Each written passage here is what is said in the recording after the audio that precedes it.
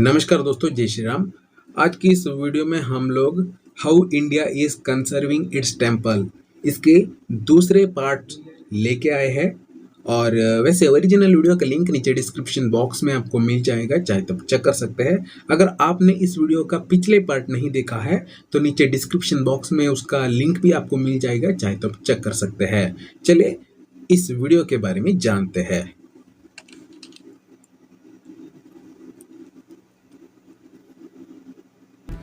और अब हम आरंभ करते हैं द्वापर युग की वो महागाथा जिसका नाम है महाभारत। भारत। कहा जाता है कि महाभारत की लड़ाई के बाद पांचों पांडव चारों तरफ हुए मृत्यु के तांडव से बहुत दुखी थे। इस व्यथा से मुक्ति पाने के लिए उन्होंने भगवान शिव को ढूंढना शुरू किया ताकि उनके आशीर्वाद से उनका मन शांत हो सके। तब महादेव ने उन्हें यहीं इसी स्थान पर दर्शन दिया। केदारनाथ।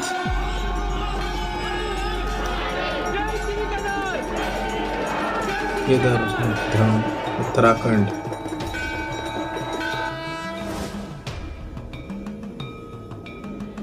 बर्फ की सफेद चादर में ढका, पहाड़ों से गिरा और 11,657 फीट की ऊंचाई पे बना ये मंदिर भगवान शिव का 11वां ज्योतिर्लिंग है।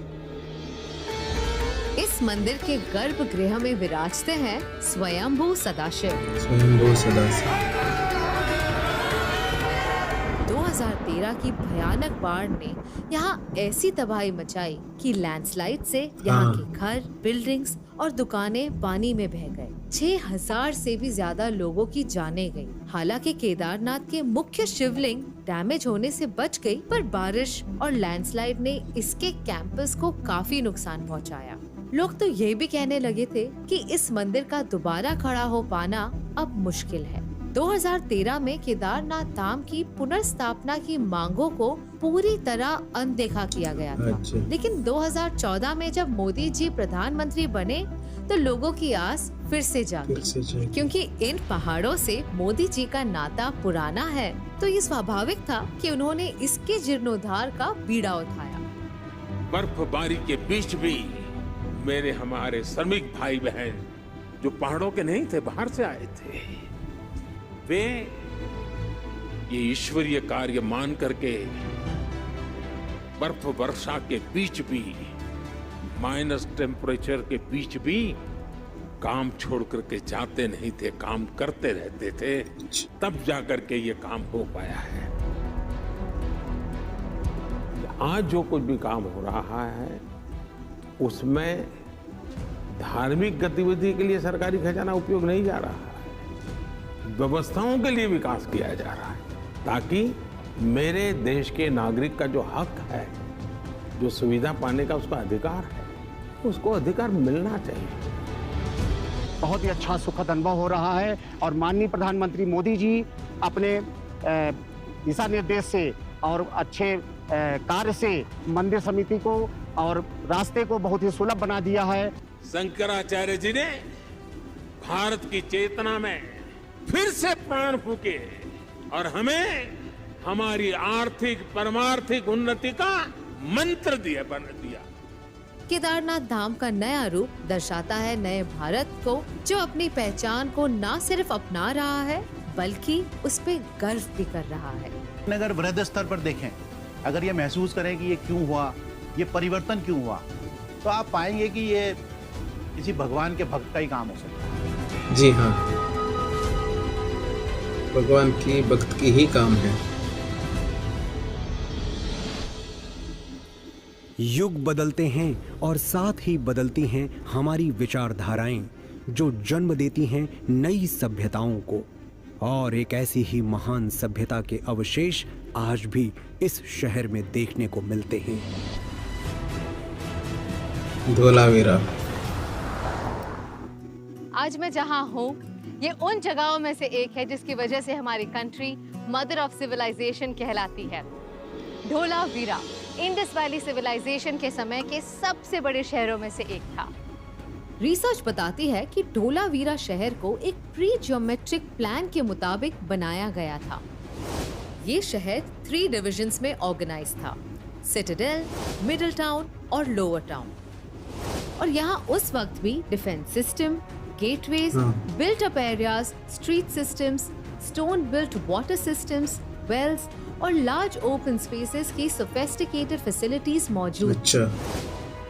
धोलावीरा के लगातार होते रहे एक्सकवेशन से इंडस सिविलाइजेशन के बारे में काफी नई इंफॉर्मेशन सामने आई। लेकिन water shortage, lack of electricity, infrastructure as well as connectivity जैसे प्रॉब्लम्स की वजह से this place was losing its lustre. इतनी हिस्टोरिकल जगह को गुजरात के बाहर लोग जानते तक नहीं थे। तब श्री नरेंद्र मोदी ने गुजरात के सीएम के तौर पर कच्छ की काया पलटने का जिम्मा लिया। मैं जब धौलावीरा देखने गया था और वहां की बारीकियों को वहां के लोग जो समझा रहे थे, 5000 साल पहले ऐसी विरासत, वहां की एक एक ईंट, एक एक पत्थर इन सिंधु संस्कृति की परंपरा के उन महान सपूतों के पराक्रम की गाथा कहता है।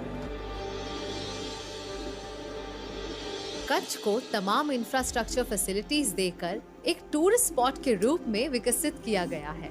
आज प्रॉपर प्रिजर्वेशन, फैसिलिटीज और कनेक्टिविटी मिलने से हमारे हेरिटेज का ये पिलर इंडिया के ग्लोरियस पास्ट की कहानी बताने के लिए पूरी तरह तैयार है। यही वजह है कि इसे 2021 में यूनेस्को ने वर्ल्ड हेरिटेज साइट का दर्जा भी दिया।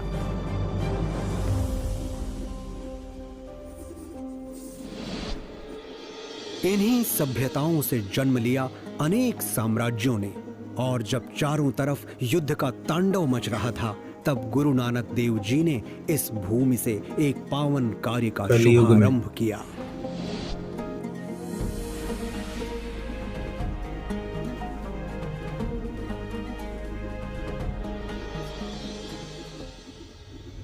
करतारपुर साहिब। मैं हूँ एक्चुअली करतारपुर साहिब कॉरिडोर, जो है अमृतसर से अबाउट 50 किलोमीटर दूर। अब इस जगह की खास बात यह है कि टर्मिनल की उस तरफ है पाकिस्तान, जहाँ है वर्ल्ड फेमस गुरुद्वारा श्री करतारपुर साहिब। आज सरहद पार स्थित इसी जगह से सिख गुरु नानक देव जी ने लंगर की शुरुआत की थी। गुरु नानक देव जी ने अपनी जिंदगी के आखिरी 18 साल इसी भूमि पर बिताए। इसी भूमि पर गुरु ग्रंथ साहिब के कई हिस्से लिखे गए। इंडिक रिलीजन्स में सिख धर्म का बहुत महत्वपूर्ण स्थान है। 2019 से पहले सिख श्रद्धालुओं के पास बस 2 ही रास्ते थे। 125 किलोमीटर की दूरी तय कर लाहौर के रास्ते एक कॉम्प्लिकेटेड वीजा प्रोसेस के थ्रू गुरुद्वारे जाना, या फिर डेरा बाबा नानक में बने व्यूइंग पॉइंट से इसकी झलक पाकर मन महसूस कर रह जाना। बदलाव ये आया कि आज 4.2 किलोमीटर लंबे करतारपुर कॉरिडोर से एक दिन में लगभग 5000 भारतीय श्रद्धालु बिना वीजा के सीधा दर्शन के लिए जा सकते हैं और अपनी आस्था का मान रख सकते हैं। बिना किसी स्टैम्प के ऑन माय पासपोर्ट हम जा सकते हैं Kartarpur Sahib Gurdwara, which is in Pakistan. Kartarpur corridor की नींव प्राइम मिनिस्टर मोदी ने 26 नवंबर 2018 को और इसका उद्घाटन किया 9 नवंबर 2019 को। बहुत बढ़िया लगा है, अभी अच्छा कर दिया गवर्नमेंट ने, अच्छी तरह से जा सकते हैं। परमात्मा की अरदास करते सी असी सन परमात्मा लेके आए ते असी खूब दर्शन किते, महाराज ने सानू आप बुला लिया। वो जो गुरु के फरमान है वो अंदरों महसूस किए जान तो सुकून मिलता है। करतारपुर दर्शन को सुलभ करने की मांग आजादी के समय से चली आ रही है, लेकिन उन पर कभी ध्यान नहीं दिया गया। पर आज मोदी जी के इन्हीं प्रयासों से देश के विभिन्न धर्मों के श्रद्धालु, खासकर सिख श्रद्धालु, अपनी तीर्थ यात्रा सहजता से पूरी कर पा रहे हैं। अच्छा।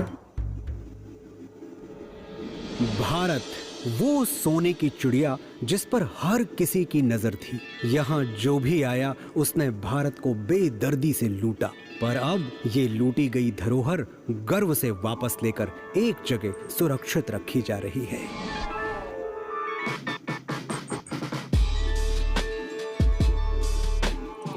लूटी गई मूर्तियां, पुराना किला दिल्ली। चलते हैं पुराने किले की ओर। ये दिल्ली के मशहूर फोर्ट्स में से एक है और यहाँ के सेंट्रल एंटिक्विटी कलेक्शन में कुछ ऐसे आर्टिफैक्ट्स हैं जिनके बारे में जानकर आपको बहुत गर्व होगा।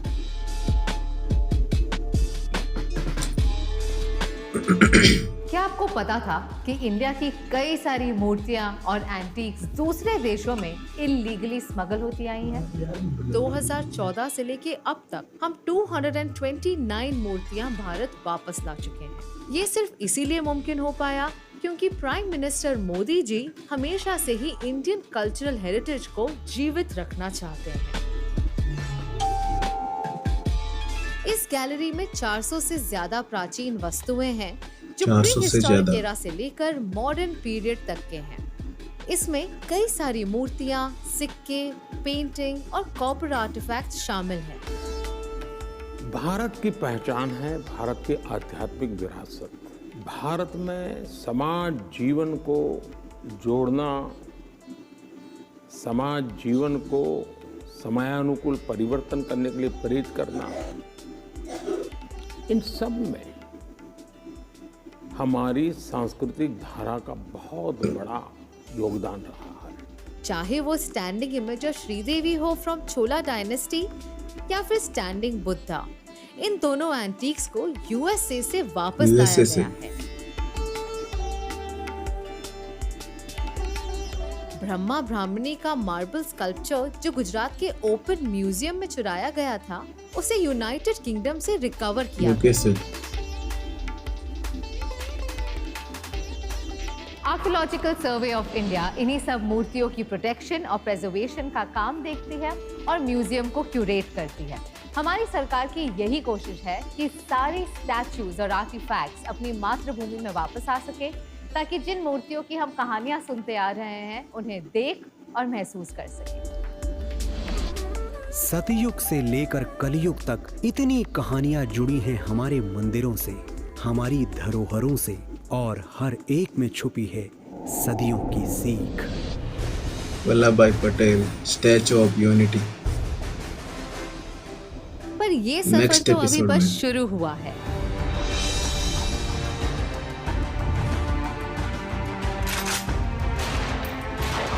अब बढ़ते हैं उन कहानियों की ओर जिन्होंने हमारे इस भारत देश को एक नई पहचान दी।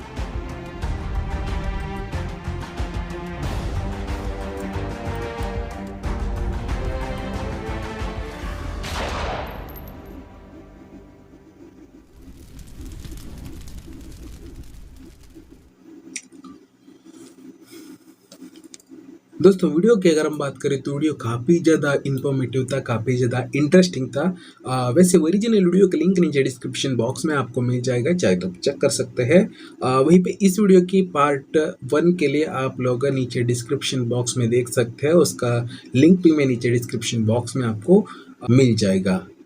वहीं पे इस वीडियो के बारे में बात करें तो पांडव जब सब कुछ महाभारत की सब कुछ युद्ध खत्म होने के बाद जब मोक्ष प्राप्ति के लिए वो लोग जा रहे थे, तब यही केदारनाथ जगह पे उन्होंने महादेव शिव जी के दर्शन पाए थे और उन लोगों ने ही भगवान शिव जी की मंदिर खड़ा किया। 2013 के बाद जो प्राकृतिक विकोप हुई थी, तो उसके बाद सभी को ये लगा था कि अब ये मंदिर का जीर्णोद्धार ही नहीं हो सकता। लेकिन 2014 में जब माननीय प्रधानमंत्री नरेंद्र मोदी जी प्रधानमंत्री बने, तब लोगों को विश्वास हुआ, क्योंकि मोदी जी तो पहाड़ों में अपने ज़्यादातर टाइम गुजार चुके हैं, तो इसीलिए उनको बोलना ही नहीं पड़ेगा।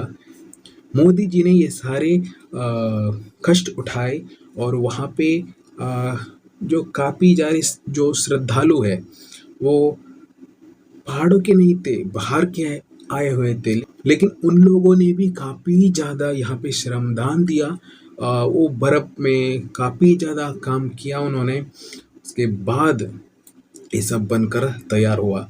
बाद में हमारे जो धोलावीरा है, जो हमारी भारतीय सभ्यता में एक इंडियन सिविलाइजेशन के जो स्टेप है वो बताता है कि क्या क्या कैसे हमारे जो हड़प्पा मोहनजोदारो जो सिविलाइजेशन था, वैसे ही ये एक हमारी धोलावीरा जो सिटी है, मोदी जी जब सीएम बने थे तभी से उन्होंने गांव वालों से जाकर के पूछ के कि क्या है क्या नहीं है वो सभी मान के चले थे, और आखिर में उसको यूनेस्को वर्ल्ड हेरिटेज साइट का साइट में इसको एक जगह मिल गया।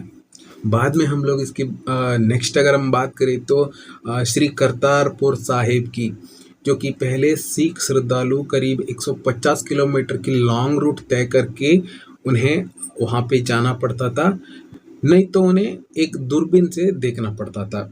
लेकिन 2018 में प्रधानमंत्री नरेंद्र मोदी जी ने एक कार्य किया कि उसको करतारपुर साहिब कॉरिडोर को वहाँ से डायरेक्ट 4.4 किलोमीटर की रास्ते को डायरेक्टली बिना वीज़ा के पासपोर्ट लेकर के आप लोग पाकिस्तान में जाके वहाँ पे दर्शन करके वापस आ सकते हो। ऐसी सुविधा हमारे प्रधानमंत्री नरेंद्र मोदी जी ने किया, तो ये काफ़ी अच्छी बात है। इसके अलावा हमारे पुराने वास्तुशिल्प काफ़ी सारे जो यूके यूएस में स्मगलिंग करके लेकर के गए थे, उनको अपनी ही भूमि में वापस लाना, उसको पुरानी किला दिल्ली में रखा गया है अपनी ही भारत भूमि में, और आप लोग वहाँ पे जाकर के देख सकते हैं कि कौन कौन से वास्तुशिल्प वहाँ पे हमें देखने के लिए मिल जाएगा। काफ़ी सारे पुराने जो हमारे देवी देवताओं की मूर्तियाँ, काफ़ी स्ट्रक्चर्स वो हम लोग वहाँ पे देख सकते हैं। काफ़ी सारे जो हमारे पुराने मूर्तियाँ वो सभी उनमें वापस लाया गया है, हमारे देश में वापस लाया गया है। वीडियो काफ़ी ज़्यादा इंफॉर्मेटिव था। वैसे ओरिजिनल वीडियो का लिंक नीचे डिस्क्रिप्शन बॉक्स में आपको मिल जाएगा, चाहे तो आप चेक कर सकते हैं। वहीं पे इस वीडियो के बारे में आपका क्या राय है, अपना राय कमेंट बॉक्स में ज़रूर बताएं। वीडियो अच्छा लगा तो एक लाइक कीजिए, ज़्यादा से ज़्यादा शेयर कीजिए, और ऐसे ही और इन्फॉर्मेटिव वीडियोज़ को जानने के लिए हमारे चैनल को सब्सक्राइब करना ना भूलें। धन्यवाद।